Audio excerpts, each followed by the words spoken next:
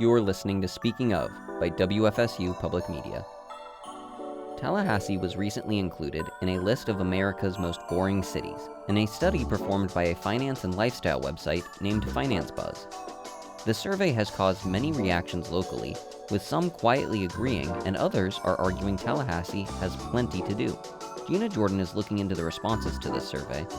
We'll hear from several local voices to get their thoughts on whether Tallahassee should have been on the list. Hi, I'm Gina Jordan, Morning Edition host at WFSU, and today we are speaking of poor, boring Tallahassee. There's plenty to do here. The beaches are closed. There's good rivers, trails, parks. There's a lot to do downtown. I don't go to bars, but there's plenty of bars. Really just mainly outdoor stuff is what I do. That's Tallahassee native Michael Lipschutz. WFSU's Jasmine Sutherland talked to him and some other folks this week at FAMU and at the Whole Foods in Midtown. All were Tallahassee natives or longtime residents. My main thing is being around my family. We like to go on nature walks and stuff like that. So if you're looking for, adventure, that kind of thing, probably so. It will be boring to you. But if you're looking for like a settled lifestyle, I think this will be a perfect fit. I don't believe it's boring. I believe they have a lot to offer, but I do think it's kind of recreational, if that makes sense. So it limits you to a lot of things when you do have low income. I think that feeling of boredom comes from within yourself. You make your environment, make it happy. There's so much in Tallahassee of interest and beauty and joy. And if you can't find it, you're not going to find it anywhere else. That was Mariah Evans, Kiana Fost, and Louise Devine. We're having this conversation because you may have heard about a study published in June that ranked the most boring cities in America. Out of 75 cities that were researched by the website Finance Buzz, Tallahassee was number 9 on the most boring list. So we sent an email survey to WFSU newsletter subscribers to get their thoughts on this. Out of 378 responses, a third said they want more from Tallahassee. Just over a quarter said they are excited about what Tallahassee has to offer. And nearly a third said they are bored or disappointed by Tallahassee's offerings. Mayor John Daley recently shared his thoughts with us about the article. I would suggest that our quality of life is second to none, that people that live in Tallahassee do not find it boring. They probably got a good little chuckle out of it. Maybe it helps us keep our secret to ourselves. I don't know. But, look, Tallahassee has been recognized time and time and time and time again for being an incredible place to live, work, and play. We're nationally known for our arts and culture. Our universities are second to none. The sports in Tallahassee are great. I don't know who was involved with that particular survey, but I would invite them to come spend some time in Tallahassee, really get to know us. I had a chance to talk with the man behind that report. He is Josh Cobert, a researcher and data scientist with Finance Buzz. That's an online media outlet focused on all things related to personal finance. Have you been to Tallahassee? I have not been to Tallahassee. I do live in Florida, been all over the place. I've been close. Well, tell us about the survey, how it came about, how the cities were judged, all of that. We collected dozens of data points for 75 of the biggest cities in the country, and we try to do a list of cities that are well-known and include some that are not always in these kind of rankings. Tallahassee isn't always a normal one, but it's a big city. It's the capital city of Florida. There isn't a lot of other big cities nearby. So we looked at government data, just business data, from the yellow pages, stuff like that. Looked at things from government agencies that track park quality, stuff like that. And then we also looked at award-winning restaurants, James Beard Awards, Michelin Awards, all that stuff. We looked at dozens of data points for each of these cities, try to use the same data source for every city, so it's consistent. And we just put them all in a spreadsheet and weighed them against each other, how many of these everybody has, and normalized against population size. And we just took all of these things, also the amount of sports teams, nightclubs, annual events that are listed on city hall and government websites, and put them all together on these per capita bases and compared everybody against each other. So we're not saying there's nothing to do anywhere, and we're not saying one place is the only place to find excitement. It's really just how much variety of exciting things. Because as we mentioned in the article, and is very true, is there are exciting things to do everywhere. Everybody will find something to like probably in a city somewhere if they look hard enough. It's just how much and how easy is it to find those things is kind of what we're getting at. Mm-hmm. So the criteria that you mentioned in the article included the population makeup, so how many young people, culinary scene, do we have any award-winning restaurants, outdoor activities, nightlife, things to do. Yeah. You called a lot of information, you said, like from government data, but was there like a panel looking at all these things to kind of figure out the criteria? It's mostly just myself. But I have a Oh, team that does review everything. We do data reviews, we look at everything, and I have my team weigh in on, hey, should we include this? Should we not include this? Is there something I missed in particular? And a lot of these are people who have been in this sort of space before and done these kinds of studies before, have a lot of experience and sort of know, hey, I think we can find this data, or I think this would be really important to include. So it's not like an official panel, but it does get a bunch of eyes on it before we get to publication, before we get to final rankings. We do have a lot of internal discussions on, do we think this covers a lot of bases? That's kind of what we're trying to get at with this. yeah. One place that Tallahassee did pretty well was we have a large population of young people. We've got 2 universities and a college here. Yep. So that is a bonus because it's considered that when you have young people, there's going to be more excitement and energy, I guess, or in this case, they're here because of the schools, and then we're trying to create excitement and energy for them. Yeah, I think actually Tallahassee had the highest percentage of any city we looked at of young people, actually. Like of any of the 75 cities, I think y'all were number 1 in that metric. And young people, that's age 20 to 34 is what you're counting there. Yes. Yep. Mhm. That's straight from the census data, correct. Yeah. Have you gotten any feedback from any folks in Tallahassee trying to explain to you that you're wrong, that we're not that boring? We did. I just saw an article today that basically said, I know we've got more going for us than other cities our size and bigger, so who cares, basically about our ranking. I did see that.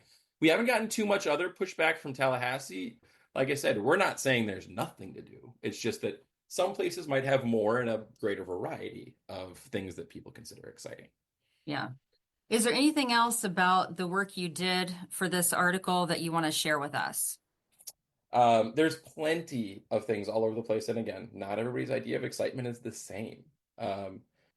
There's might be plenty of people that find tons of stuff to do in Tallahassee. It's the state capital. That's an interesting thing. That's something that we can really roll into the rankings. But if you're someone who finds looking at law and how the government works exciting, that might be an exciting thing that Tallahassee has going for it that other places don't.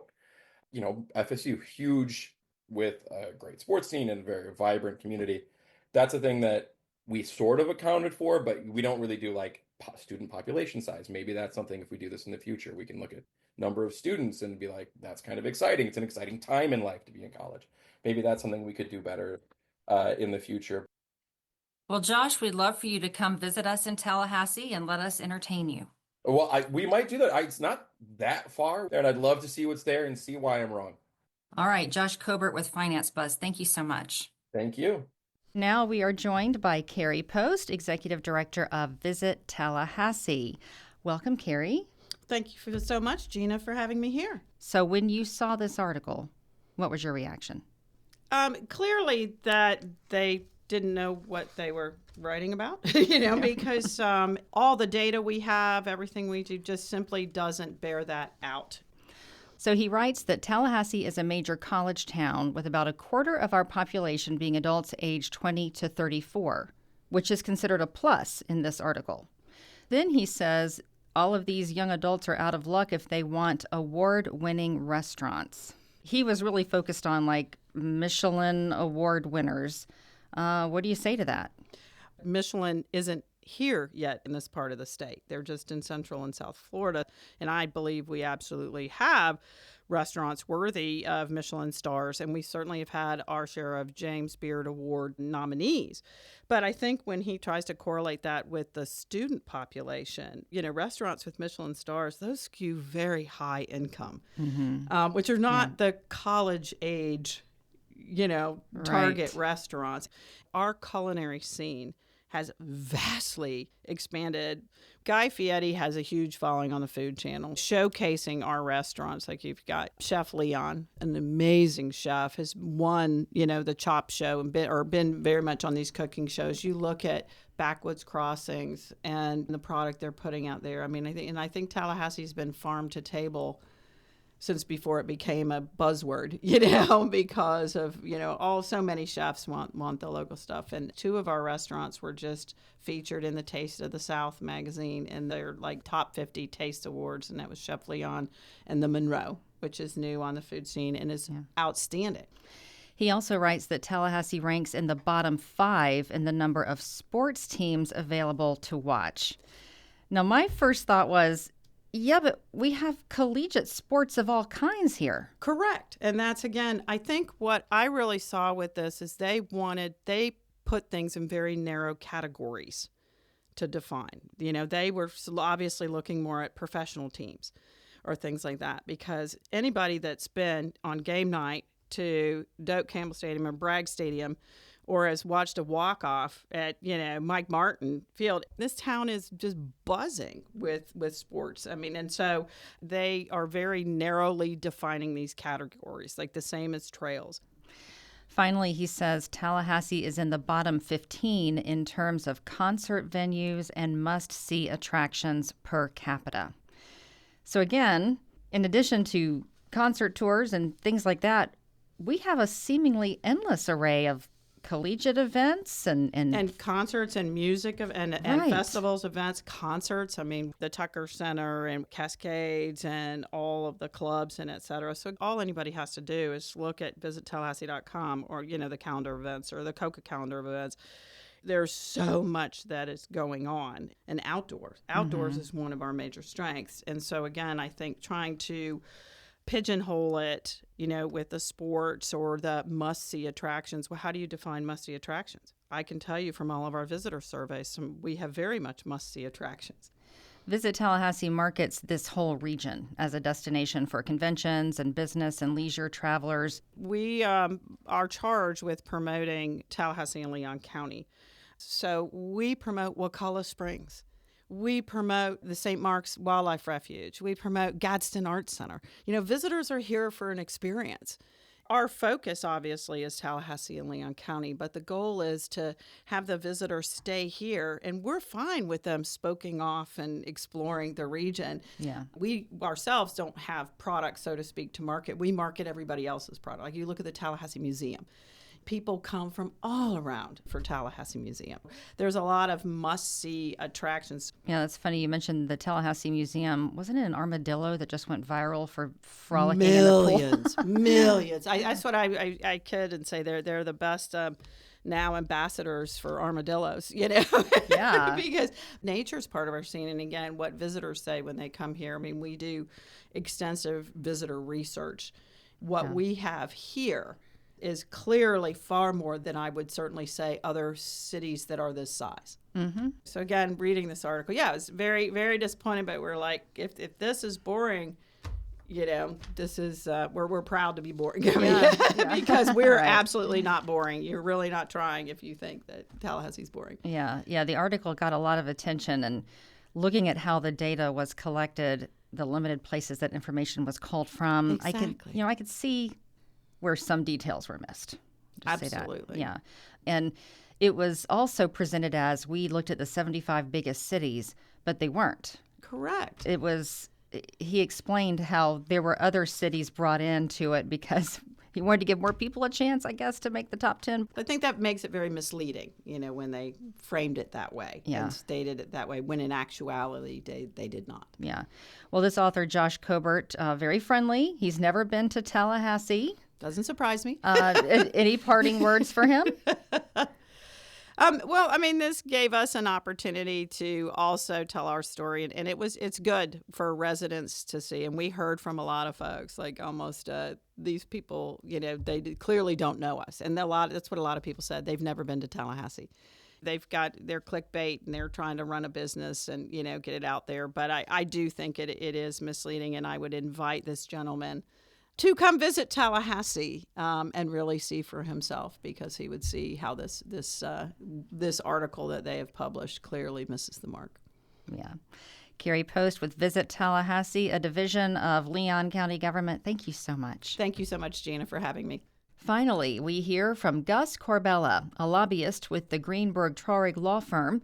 He's also had high-ranking jobs in state government in Tallahassee for decades.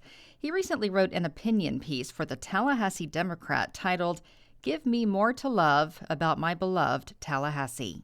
The reason that I wrote the piece is because we have so much untapped potential. So I wrote it more as a love letter to the city and what we could be, rather than a criticism of the city and what it currently might be.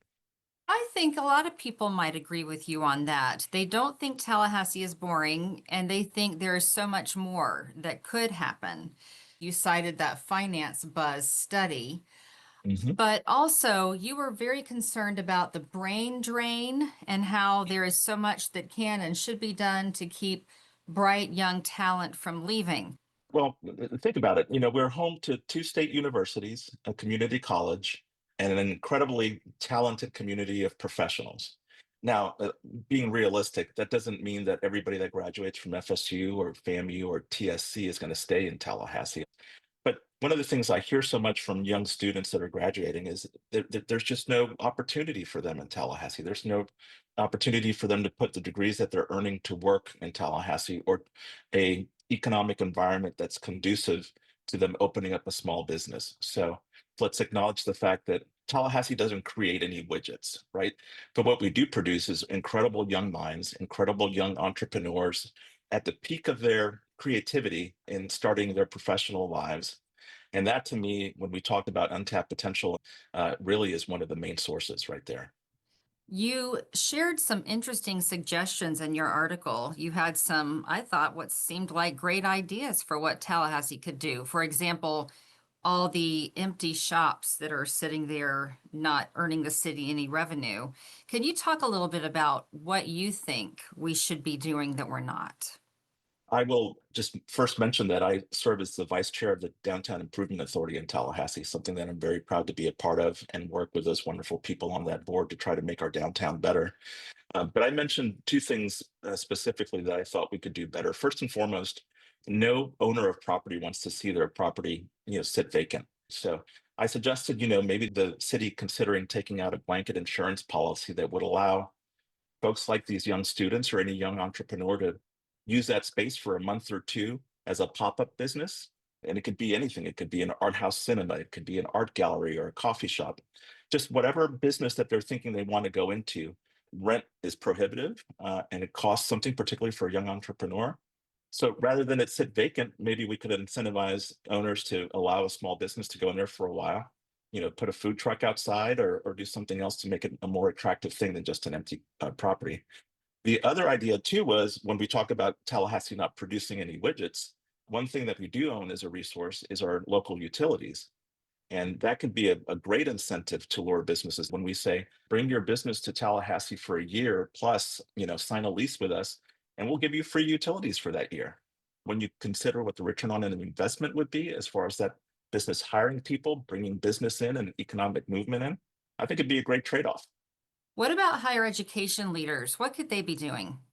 Well, I think, the relationship between what they call town and gown has gone pretty stale. We should be hosting regular roundtables with deans of colleges and with student groups and leadership at those universities and colleges, and saying, not only would this benefit the city as far as you able to, create a stronger relationship with us, this would benefit you in recruiting, better professors and teachers that want to live in a more diverse community and a more exciting community, and also a safer community for your students, and with greater opportunities for them to work while they're in school and beyond graduation. So I think creating more of a symbiotic relationship amongst those groups in the city would be wonderful. Aside from your article, people who could enact these changes, have they heard these ideas?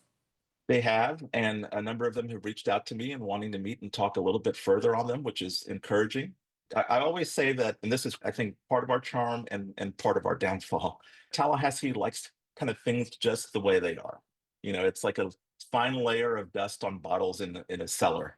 And everybody that enjoys wine knows that every once in a while you have to turn those bottles and keep them fresh, rather than just sitting stagnant and just enjoying the life that we enjoy in Tallahassee. Which, by the way, it's a wonderful life. It's a wonderful community to call home. Let's see how we can turn those bottles a little bit and make our great life better.